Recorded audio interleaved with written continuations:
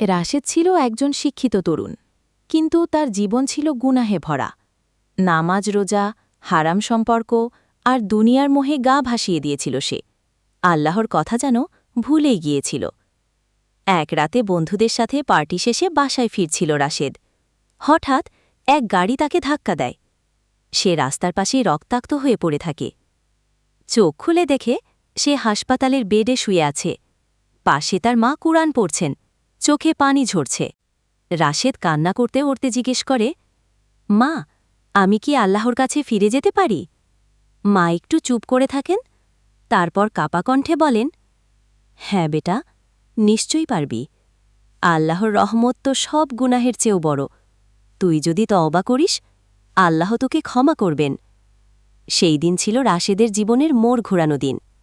সে তওবা করল, ফজরের নামাজ দিয়ে শুরু করল নতুন এক পথ চলা। আলোর পথে ফিরে আসল সে, আল্লাহর পথে। কোনো গুনাহই এত বড় নয় যেটা আল্লাহর দয়া ছুঁতে পারে না। তওবা করলেই আল্লাহ মাফ করে দেন। শর্ত একটাই, খাঁটি মন থেকে ফিরে আসতে।